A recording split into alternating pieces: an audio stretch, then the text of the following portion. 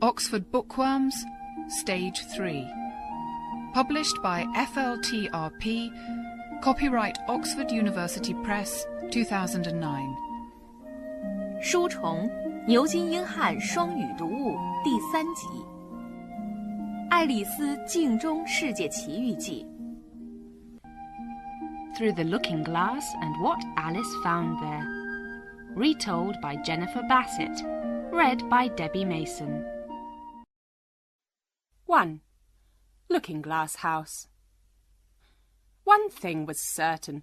It was the black kitten that began it all. The white kitten had been unable to do anything for the last quarter of an hour, because the old cat was washing its face very slowly and very carefully. But the black kitten was free to do what it wanted. And so, while Alice was sitting in a corner of the great armchair, half talking to herself and half asleep, the kitten was playing a grand game with a ball of wool. Soon the wool was lying in a terrible tangle all over the carpet, with the kitten running after its own tail in the middle. "Oh, you bad little thing!" cried Alice when she saw the wool. She picked up the kitten and climbed back into the armchair. "You really mustn't play with the wool, you know. It will take me so long to roll the ball up again. Why don't you play chess instead, Kitty? When I was playing a while ago, you were watching me so carefully. In fact, you look just like the Red Queen yourself." And Alice picked up the Red Queen from the chessmen on the table and held it up to show the kitten. But the kitten tried to escape, and, to punish it, Alice lifted it up to the looking-glass above the fireplace.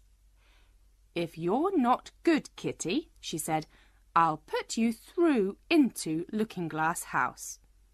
How would you like that?" "I do wonder," Alice went on, "if everything in that room is the same as in our room.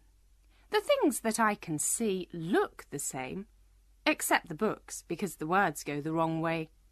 But perhaps the rest of the house is really different and full of interesting things. Oh, I wish we could get through, Kitty.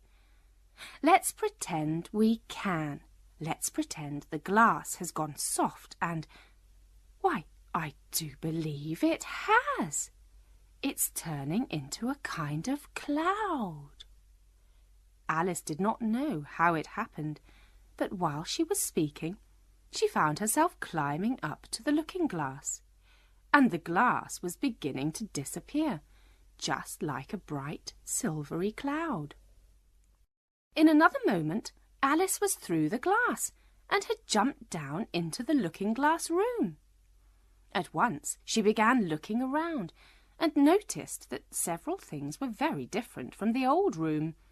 The pictures on the wall all seemed to be alive, and the clock above the fireplace had the face of a little old man who smiled at her. "This room isn't as tidy as the other one," Alice thought to herself, as she noticed several chessmen on the floor by the fireplace.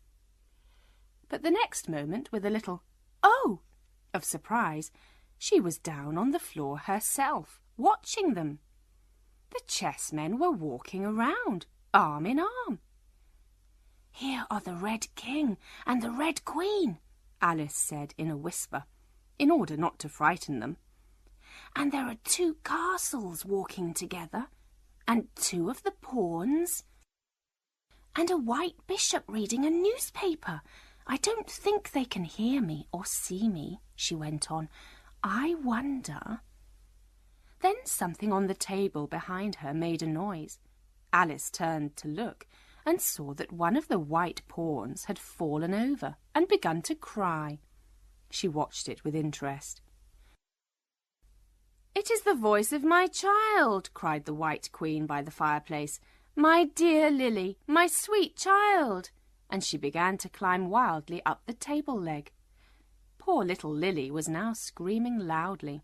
Alice wanted to be helpful, so she picked up the Queen and put her on the table next to her noisy little daughter.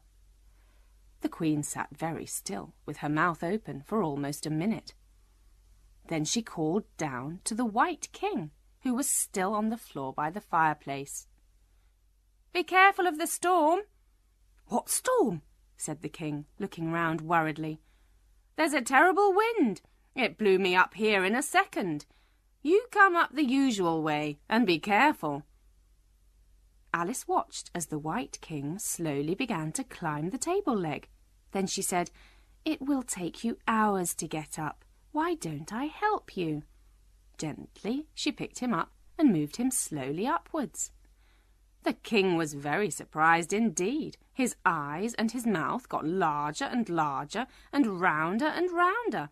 Alice nearly dropped him because she was laughing so much. But when she put him down on the table, he immediately fell flat on his back and lay still. But after a while he sat up and spoke to the Queen in a frightened whisper. "I tell you, my dear, I turned cold to the very ends of my hair. I shall never, never forget that moment." "You will," the Queen said, "if you don't write it down." Alice watched with interest as the king took out a very large notebook and began writing. Then she saw a book lying on the table near her and began to turn the pages. "It's all in some language that I don't know," she said to herself.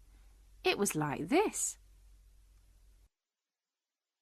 Puzzled, she looked at it for some time, then suddenly understood. "Of course, it's a looking-glass book. If I hold it up to the glass, the words will go the right way again." This was the poem that Alice read. Jabberwocky. "'Twas brillig and the slithy toves did gyre and gimble in the wab. All mimsy were the borogoves and the mome raths outgrabe." "It seems very pretty," Alice said, "but a little hard to understand." Actually, she didn't understand a word of it, but didn't like to say so. "It seems to fill my head with ideas, but I don't know what they are." Then she suddenly jumped up as another idea came to her. "If I don't hurry, I shall have to go back through the looking-glass before I've seen the rest of the house and the garden. I'll look at the garden first, I think." In a moment she was out of the room and running down the stairs. But it wasn't really running, because she was moving gently through the air and her feet weren't touching the stairs at all. At the bottom she managed to catch hold of the doorpost, and after that she was pleased to find herself walking again in a natural way.